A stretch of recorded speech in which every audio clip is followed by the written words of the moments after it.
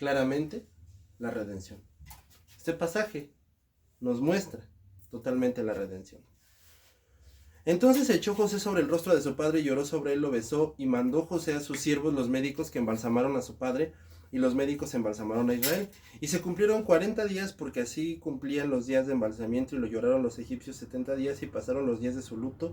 Y habló José a la casa de Faraón, diciendo: si hay ahora gracia en luto. Habló José a los de la casa de Faraón: si hay hallado ahora gracia en sus ojos, les ruego que hablen en oídos de Faraón, diciendo: mi padre me hizo jurar diciendo: voy a morir, y en el sepulcro que cabe para mí en la tierra de Canaán, allí me sepultarás. Y ruego pues para que vaya ahora y sepulte a mi padre. Y Faraón dijo: ve y sepulta a tu padre. Entonces Jacob ya había fallecido. En el podcast anterior, y está disponible en Spotify y en YouTube, vimos que Jacob ya estaba a punto de fallecer. Jacob ya había fallecido. Entonces Jacob, en el podcast anterior, en el capítulo anterior, él ya estaba a punto de fallecer y estaba dando las últimas bendiciones a sus hijos.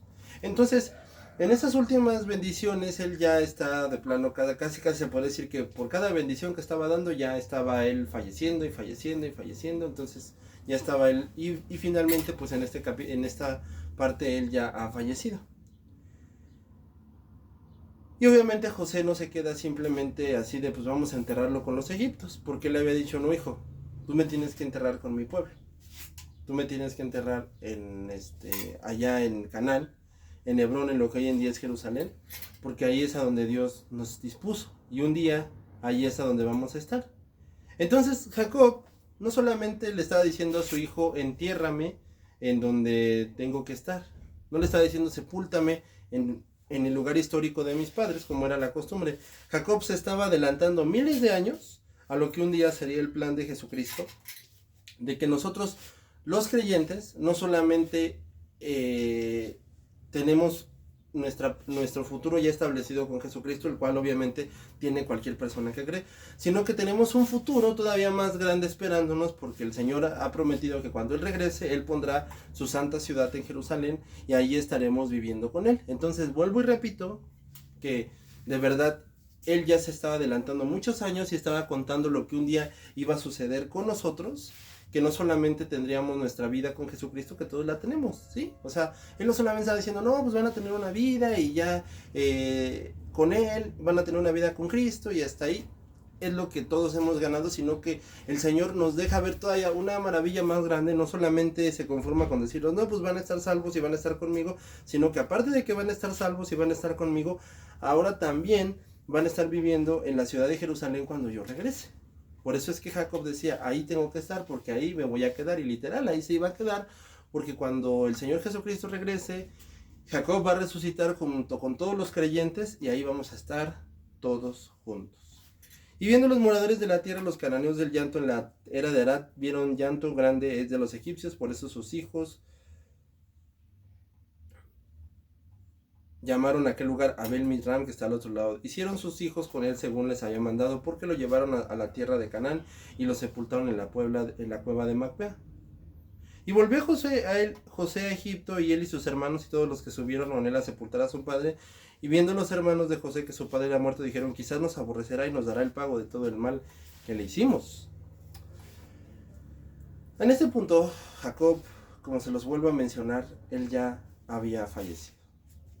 Entonces, aquí es donde vemos que no es malo sentirse triste ni dolerse al punto de llorar cuando nuestros seres amados ya partieron. No es malo. O sea, tristemente hay una corriente cristiana impulsada por los mismos creyentes que dicen que un cristiano verdadero no puede estar sufriendo por nada. Porque si tú estás sufriendo por esa persona o por quien sea, entonces ese es tu ídolo y no amas a Dios, y Dios te va a agarrar a chanclazos. Bueno, esta corriente no tiene ninguna validez bíblica, ni tiene sentido. Lo que pasa es que vienen de personas que se quieren hacer las fuertes y piensan y tienen un mal entendimiento de lo que Dios hace en nuestras vidas. Porque si Dios quisiera que nos fuéramos a encerrar a una cueva y que no tuviéramos contacto con nadie, y aquí no importa nadie, y aquí que se mueran todos, aquí me quedo yo con Dios y se acabó, y de eso han salido cosas como de que pues para qué voy a la iglesia si nada más Dios y yo. Bueno, si ese fuera el caso, entonces Dios no nos hubiera hecho seres emocionales. El libro de Eclesiastés dice muy claramente que mejores son dos que uno. A lo que él está diciendo es que mejores son más que uno. O sea que uno nunca puede caminar solo. La vida cristiana se camina siempre en compañía de las demás personas. O sea, nadie en la vida cristiana ha estado solo. Jamás en la vida cristiana. Un verdadero creyente no puede estar solo. Dios no diseñó la vida de ningún creyente para que tú te la pasaras solito. De verdad. O sea, hay mucha gente que lo cree, mucha gente que incluso lo predica, incluso lo inventa, que Dios, o sea, Dios, ellos en su manera de pensar es que Dios nos hizo, y cuidado y quieras a alguien, cuidado y aprecies a alguien, es más, cuidado y le des una caricia a tu perro, es más, ni tengas perro, ¿verdad? Según esta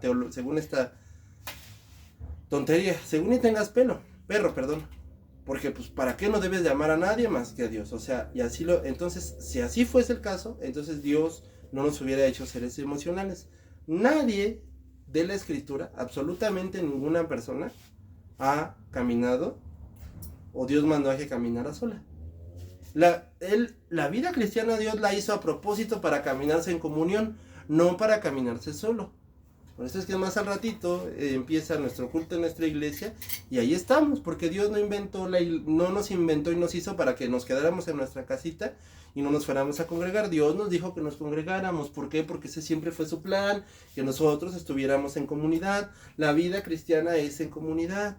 La vida que Dios le dio al ser humano es en comunidad. Dios no lo mandó a nadie que fuera un ermitaño. Entonces, cuando tú te encuentras con personitas que dicen que eso es a lo que Dios nos mandó, entonces lo que tristemente ellos están diciendo es que Dios te hizo emocional, pues ahora agarras y te pegas, y no seas emocional, porque Él no quiere a gente emocional. Si ese fuera el caso, lo vuelvo y repito, Dios no nos hubiera inventado como nos hubiera inventado. Cuando algo te duele en la vida, no te sientas mal, de verdad, y no te traigas el dolor. Si es necesario tirarte y llorar, pues llora, de verdad. Si es necesario salirte al parque y llorar, llora. Pero hazlo inteligentemente. ¿A qué me estoy refiriendo con inteligentemente? Pues que llévaselo a Dios. En serio, llévaselo a Dios. Yo no te digo que no se lo lleves a alguien más, para nada. Pero, si hay alguien que puede ayudarte con ese dolor, es Dios. Pero la realidad es que tú no pienses que Él no se duele por tu dolor, que Él no le interesa lo que estés sintiendo y que te va a juzgar de idólatra por andar sintiendo ese dolor. No, hermanos, esas son cosas que religiosamente hemos inventado nosotros. Pero si tú crees que Dios está ahí enojado porque no puedes superar a ese papá, está enojado porque te duele por ese hijo que ya se fue, o que está enojado porque te duele ese amigo que ya no te habla, o que está enojado porque te duele que todavía no puedas superar a tu ex. No, Él no está enojado. Tristemente te enojas tú contra ti mismo. Se enoja tu familia. ¡Ay, cómo es posible que todavía sigues pensando en él! Sí, pero Dios no se enoja, porque entiende que eres un humano y que tienes sentimientos, y que el chanclotas, bueno, el ex seguramente pues fue muy importante para ti, y como fue muy importante para ti, pues desgraciadamente te cuesta trabajo olvidar. Y eso, pues aunque lo debes de olvidar y debes de pedirle a Dios que te ayude, y debes de ayudar, de pedirle a Él que Él sea el que sea ayudándote con tu dolor, también tú tienes que entender que Dios, en su gran amor y en su gran misericordia, Él no se enoja si a ti te duelen ese tipo de cosas.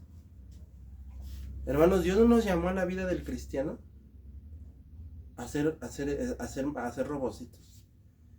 Mira, para Dios hubiera sido lo más sencillo hacer robotcitos que lo adoren, de verdad. Créemelo en serio. En una teología que postulaba Agustín de Hipona, lo veía en la semana,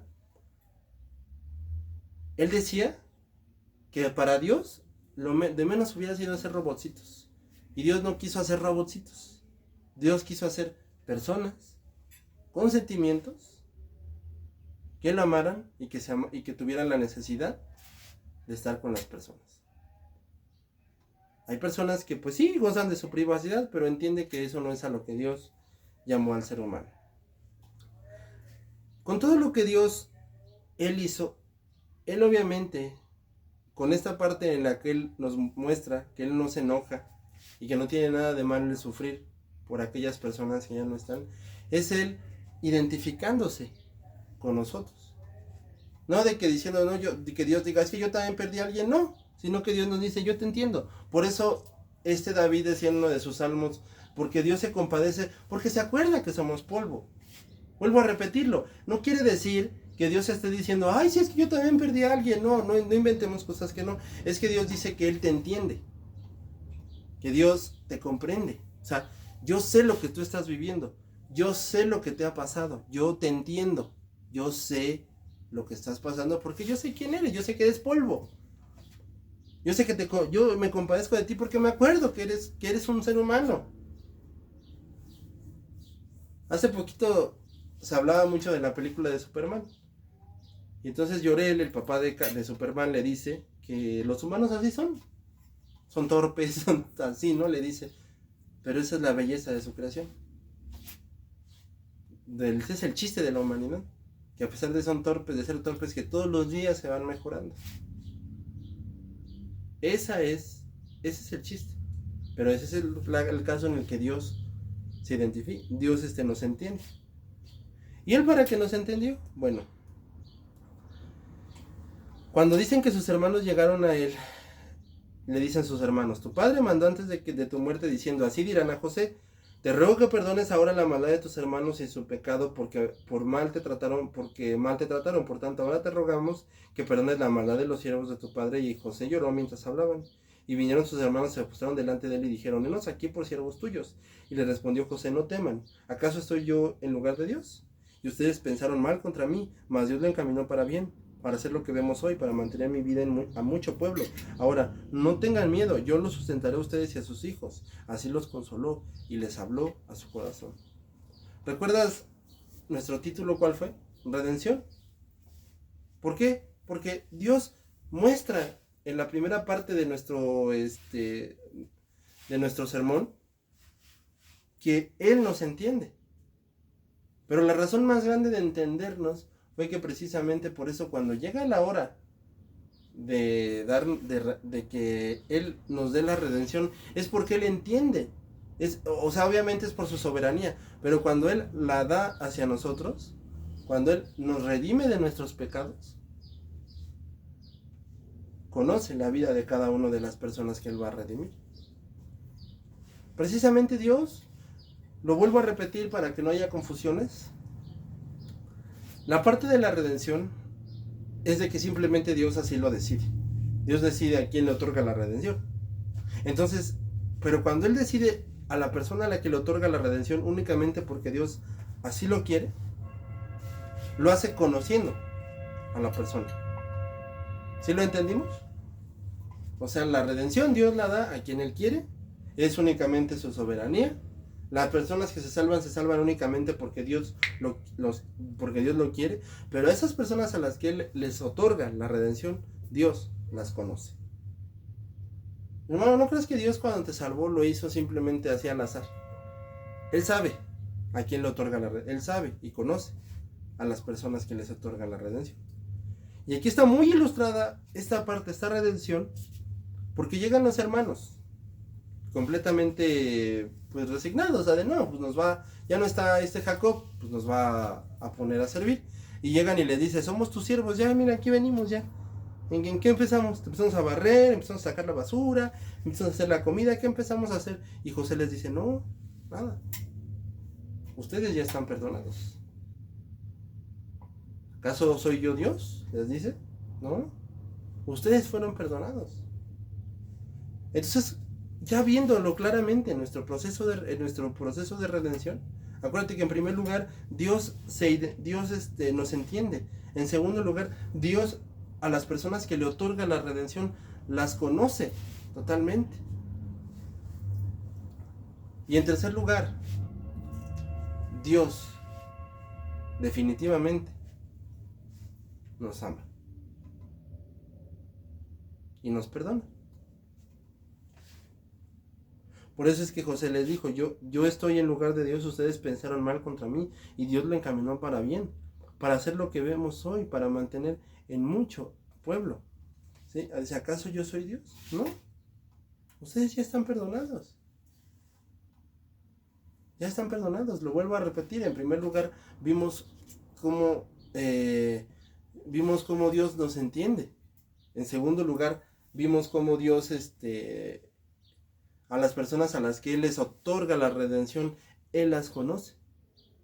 En tercer lugar, el punto claro de la redención es simplemente el perdón. Por eso dice, yo no soy Dios. Ustedes ya están perdonados. Ustedes venían dispuestos a rendirse y ya no es necesario, porque ustedes ya fueron perdonados. En uno de los libros de J.R. Tolkien, El Señor de los Anillos, en la tercera parte, El Retorno del Rey, cuando el rey Eleazar el Contar es coronado, en ese momento en el cual es vestido de la gloria de su corona,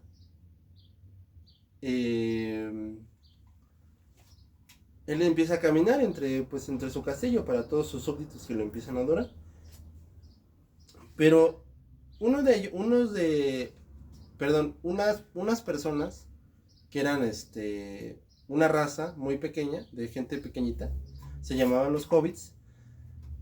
Mientras no hubo rey en Gondor, así se llamaba el reino, mientras no hubo rey en Gondor, eran libres, porque bien, cuando había un rey, automáticamente los hobbits se volvían sirvientes del rey que hubiera. Pero más de 1000 años no hubo rey, entonces más de 1000 años los hobbits pues nunca le sirvieron a nadie.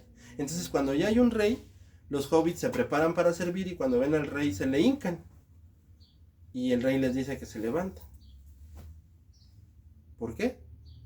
Porque ellos no se arrodillarán ante nadie. Y el rey se arrodilló delante de ellos, demostrando que ellos ya no tenían por qué servirle, porque él les había concedido su libertad. De la misma manera nosotros llegamos con nuestros pecados y merecemos la ira de Dios. Merecemos que Dios nos destruya. Merecemos que Dios nos condene al infierno por la eternidad. Merecemos que Dios, todos los actos morales que hayamos tenido alguna vez en nuestras vidas, merecemos que Él nos destruya, porque no merecemos ninguna salvación. Merecemos que Dios nos mate en ese instante, porque somos pecadores delante de su presencia santa.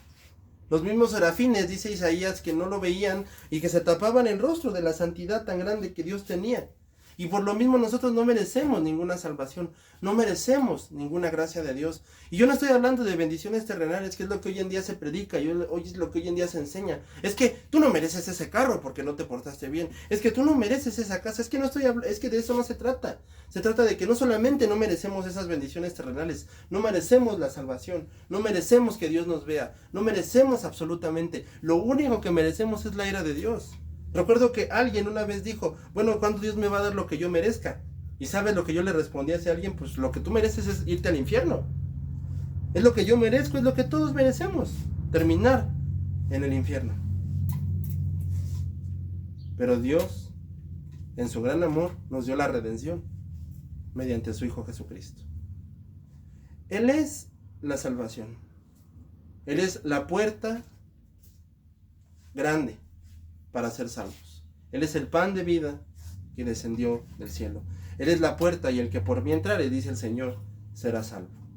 Así que si el día de hoy tú no has creído en Jesucristo, si el día de hoy tú no entiendes este mensaje, si el día de hoy este mensaje no te entra, no es muy claro para ti, te lo voy a simplificar.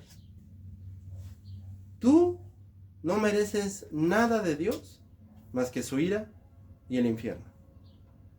Pero Dios hoy te está dando la salvación que es por medio de su Hijo el Señor Jesucristo. Hoy Dios te está dando la redención. ¿La tomarás? ¿Tomarás al Señor Jesucristo y serás salvo? Porque si no la tomas, entonces vas a tener lo que realmente mereces, que es terminar en el infierno. Entonces no camines pensando que mereces algo de Dios, porque lo único que mereces es el infierno. Por eso lo repito, ¿la tomarás? ¿O recibirás lo que mereces de Dios, que es el infierno? Si hay alguien que pueda decir es que Dios me dé lo que merezco, mereces el infierno. Lo único que mereces es el infierno. Y todos merecemos el infierno. Dios ha dado un camino a través de su Hijo Jesucristo, el cual es la redención. Que seamos salvos. Dios te está dando el día de hoy la salvación.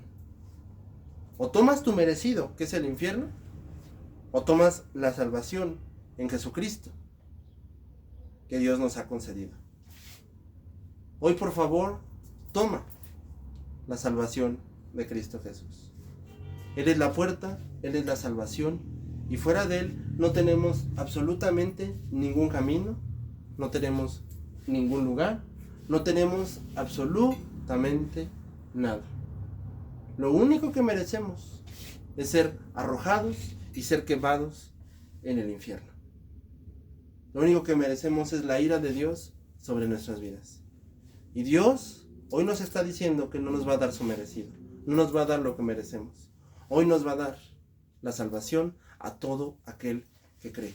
Y mucho ojo, no es aquel que diga yo quiero, no es aquel que diga, es aquel que realmente crea que Jesucristo es el único y verdadero Salvador. Es lo único que tienes que hacer, creer en el Señor Jesucristo y tomar su redención, porque si no, vas a terminar recibiendo lo que mereces, el infierno.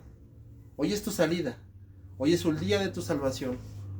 Hoy no es el día de que tomes lo que te mereces, que es el infierno. Hoy no es el día de que recibas la ira de Dios. Hoy es el día de que recibas la salvación del Señor Jesucristo, la redención de Cristo, el amor de Dios. Hoy es el día de que tomes esa redención y de que seas salvo por los siglos de los siglos. Y por lo tanto, la salvación de Cristo, la salvación de Dios, llegue hacia ti.